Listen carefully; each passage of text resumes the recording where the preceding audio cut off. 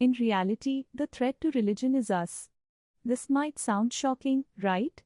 Let's try to understand this.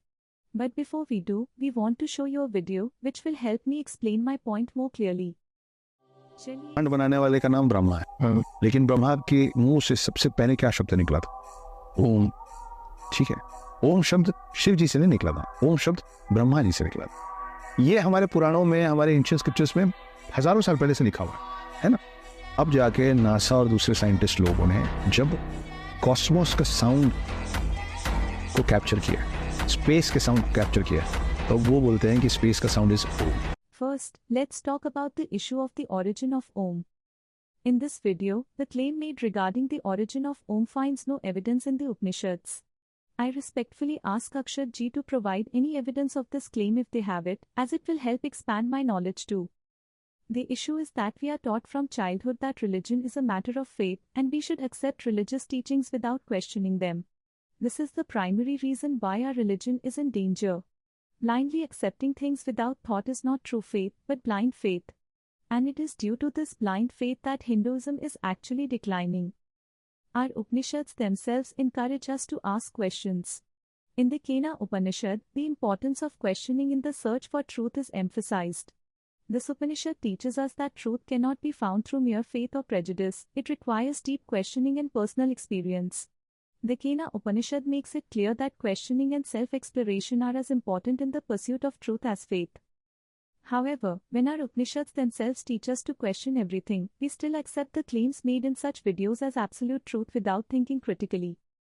For example, the actual authors of the Upanishads are unknown, they were collectively written by many sages, and no single sage has authority over them. Similarly, Om also evolved from the collective spiritual experiences of ancient sages, as evidenced in the Upanishads themselves, where Om is described in detail time and again. Therefore, we must always question and self-analyze to understand the true meaning of religion and its teachings, instead of relying solely on faith. By doing so, we can free ourselves from blind faith and preserve the true power and wisdom of Hinduism. Whether you associate the origin of Om with Lord Brahma or consider it a product of the spiritual experiences of ancient sages, the choice is yours. If you believe Sanatan Dharma is in danger, ask the right questions and seek the truth, or you can continue believing in things without thinking critically. The choice is entirely yours. However, it's essential to remember that what truly matters is not who said Om or how it originated, but what Om means and how understanding it can bring depth to your life. The Mandukya Upanishad explains the significance of Om beautifully. Our channel has also made a video on this subject, which will be referenced at the end of the video. We hope you will make the right choice with thoughtful consideration. Now, let's move on to the next issue, which is Akshat ji's claim that NASA has accepted that Om is the sound of the universe. In today's internet age, Akshat ji never once tried to find out if NASA ever made such a claim. During my research, I found no article published by NASA stating that the sound of the universe is like Om. You may notice that some false Sanatanis on Twitter are making this claim, and these are the same people who find Lord Ganesha in a potato, and they have no connection with Vedanta and the Upanishads.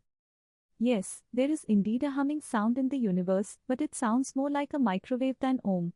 Let me show you an example taken from NASA's official website.